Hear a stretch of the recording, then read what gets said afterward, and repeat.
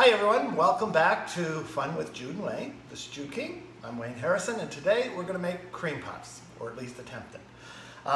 So, a half cup of butter in the pan. So, we're going to melt the butter, and we can do that with the boiling water as well. There, boiling water. And 1 cup of boiling water, 1/4 teaspoon of salt, 1/2 cup of butter, and 1 cup of flour. But not until we get this melted and stirring.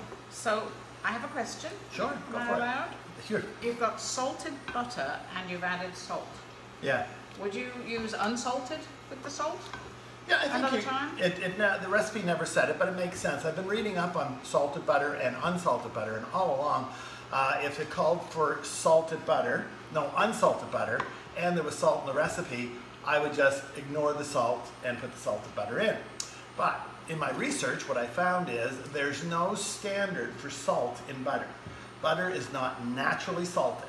No. So one company could put this much, and another company could put this much, and there's no guarantee. So that's why they call for salted butter.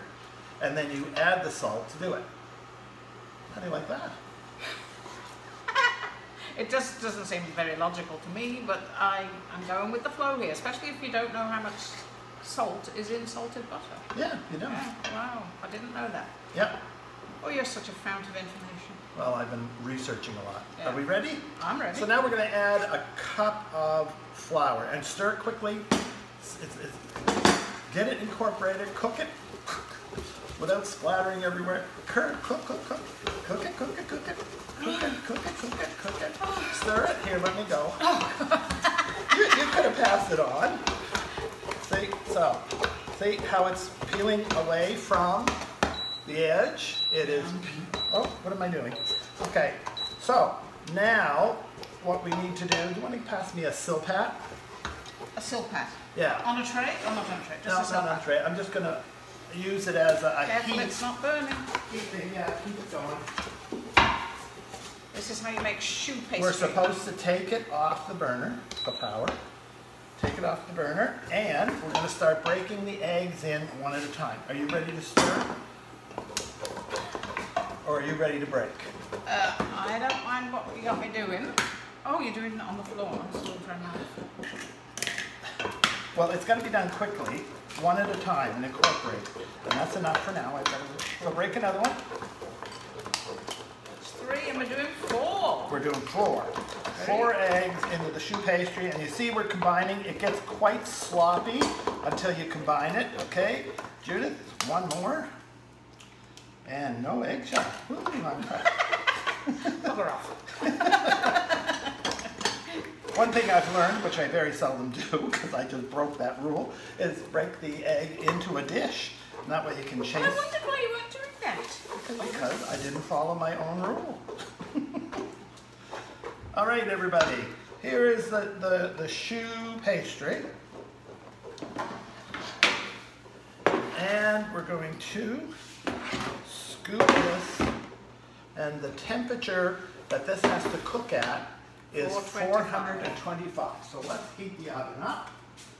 We should have preheated it.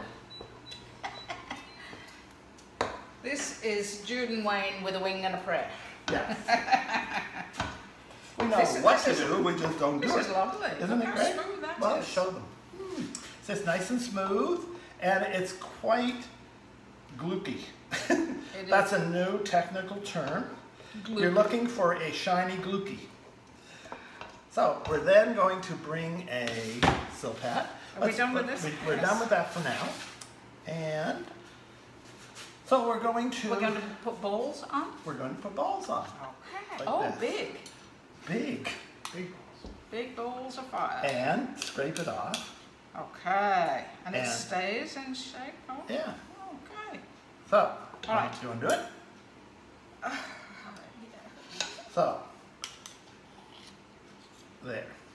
Okay. These are going to puff up. In England, these are called choux buns. Choux buns? Yeah. Choux. Pate. C-H-O-U. Excellent. Not bun. Will this make it a dozen, do you think? I don't know. It depends on how big you make your shoe buns. Yeah. And then my grandmother would put a liquid chocolate over the top. She'd fill it with cream. Or once they're cooked. Yes, Wayne. Well, we've got people watching who've never made the shoe buns. They puff right up. She would fill them with cream, cover them in a chocolate icing, but really just kind of liquid chocolate. And oh, we used to have them every Saturday afternoon. All right, so we've got them there. They're going to puff up quite well, and we're going to cook them for a while. Well, I didn't put the time on that, but we'll tell you when we come back. If you see us looking across there, that's where our recipe is. We've got our flip chart. We cooked them at 425 for about 15 minutes. Turned it down to 325 for about 20. And it's because of the size we created. We had to have a little extra cooking time.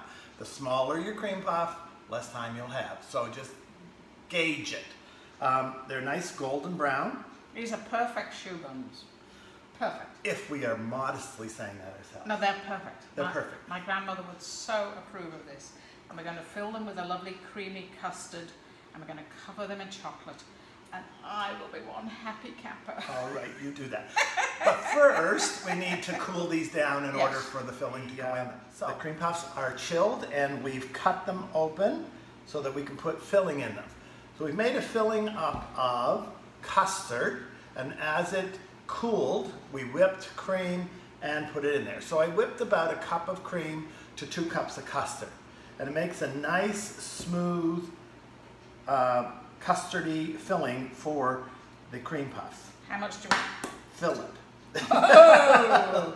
Yeah, more. I want it right up into the, when I bite into it, I want it to gush. There. Gush. Oh, that's excellent. Thank you.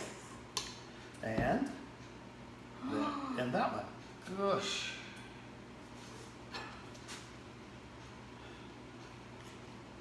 I have washed my hands, folks. Okay. There. Oh, this is delicious. Creme anglaise with added cream. All right. Oops, that's a mess on your arms in the way. My arm's in the way. I tried. Not the way. There. All right, and we flip the top back on. Now, if you're going to serve these to guests, you probably want to do them a little neater than we are doing them right now. See, my grandmother used to make these, as I said in an earlier part, but she used to fill them with a kind of a syringy thing. Oh, so you can pipe your filling into this. I just don't know where my piper is. And one more. You got loads more, we could freeze the rest. Yeah, we could. We'll have another project needing custard, won't we?